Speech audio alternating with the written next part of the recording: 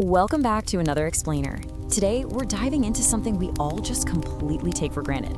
Seriously, this simple act of flipping a light switch, it's actually the dramatic climax of humanity's million-year battle against the dark.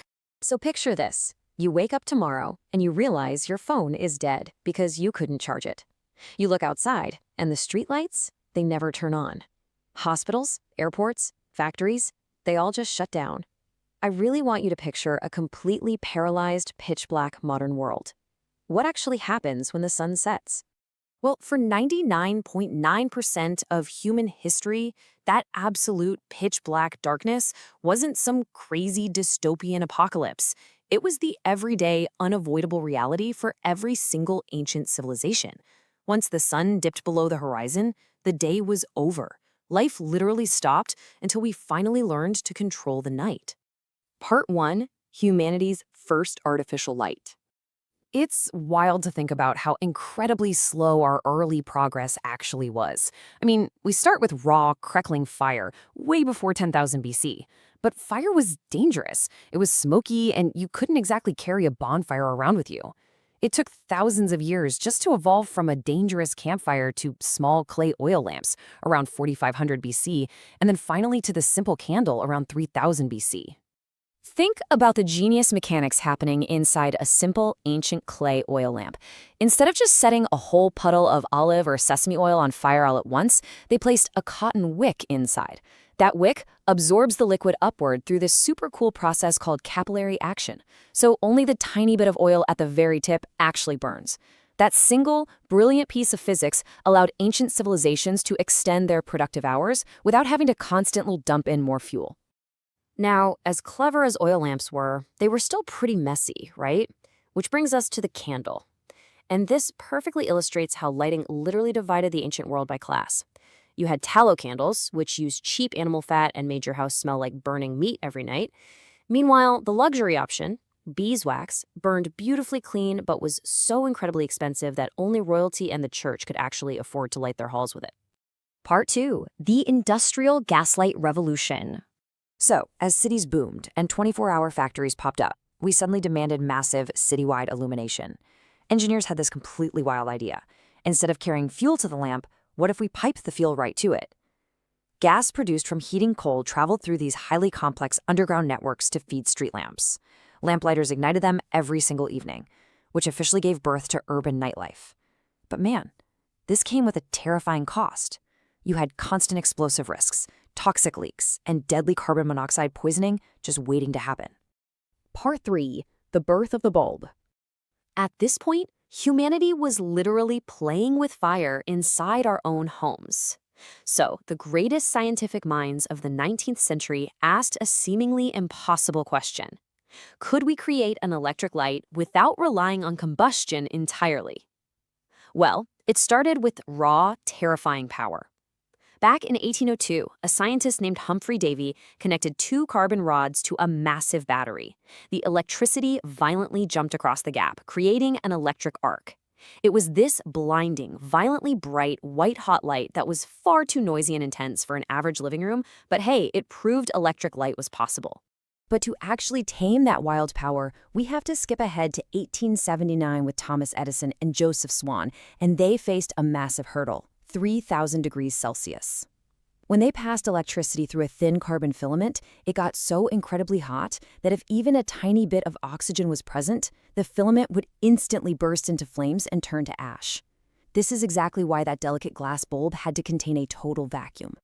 And that whole process brings us to the core physics behind these early bulbs, incandescence. Basically, incandescence is what happens when a solid body, like a carbon or a later tungsten filament, faces such intense electrical resistance that it heats up until it literally glows white hot. This controlled, glowing heat is what finally allowed us to safely replace those dangerous gas lines and smoky candles indoors. Part 4, the quest for efficiency. Creating an electric light was really only half the battle. We now entered the quest to do it safely, cheaply, and most importantly, efficiently. Once we hit the 20th century, the leaps in technology become incredibly rapid. We go from those dangerous gas lamps in the 1790s to Davy's blinding arc lamp, to the first incandescent bulbs, and then we see a major jump in 1938 with the fluorescent tube. That invention ditched the glowing wire entirely and passed electricity directly through mercury vapor to create that stark, white office light we all recognize today. Take the halogen cycle introduced in 1955. This is honestly absolute engineering magic. Inside these tiny, ultra-bright bulbs, intense heat evaporates tungsten right off the filament, but instead of blackening the glass, the evaporated metal chemically combines with halogen gas and then, get this, magically redeposits itself right back onto the filament. It literally rebuilds itself as it burns, extending its life massively. But, despite all these clever engineering tricks, the standard incandescent bulb had a pretty dark, wasteful secret. Just 5%. Yeah, you heard that right. In the standard tungsten bulb, a shocking 95% of the electricity you're paying for it is completely wasted as heat. Only a tiny 5% actually produces visible light. We desperately needed a paradigm shift. Part 5. The LED Semiconductor Revolution. And that brings us to the modern era. A massive breakthrough spearheaded by scientists like Nick Holonyak Jr. With this tech, we are leaving the world of heat entirely. Down at the quantum level, this is known as electroluminescence. Inside an LED, there's no delicate burning wire. Instead, electrons are pushed through a semiconductor junction. When they combine with microscopic holes on the other side, they release their energy directly as pure light, photons. No fire, no vacuum, just pure, cool efficiency. And because we finally got rid of that fragile, burning, evaporating filament, we achieved something genuinely awe-inspiring. Modern LEDs don't just last for a few months, they can easily last up to 100,000 hours. We are talking about installing a single light bulb that could brightly illuminate a room for literally decades without ever being changed. This right here is the ultimate climax of our lighting history. The explosive, exponential leap over the last century is just staggering. We crawled from candles that lasted mere hours up to 1,000-hour incandescent bulbs, and then absolutely rocketed into the LED era with unparalleled efficiency and lifespans pushing 100,000 hours. It is, without a doubt, one of the greatest engineering victories in human history. Part 6. The Intelligent Future of Lighting. The evolution absolutely hasn't stopped either. We're moving from basic illumination into something incredibly profound. Light bulbs are no longer just dumb glass orbs. They're evolving into highly intelligent networked devices. We're talking about mind-bending applications right on the cutting edge. We have smart LEDs you can literally talk to. We have OLEDs creating ultra-thin, completely flexible, glowing walls of light. We even have human-centric lighting designed to mimic the natural progression of the sun to keep our circadian rhythms perfectly healthy. And researchers are currently perfecting Li-Fi. That's using the invisible flickering of an LED bulb to transmit high-speed internet data right to your devices. How crazy is that?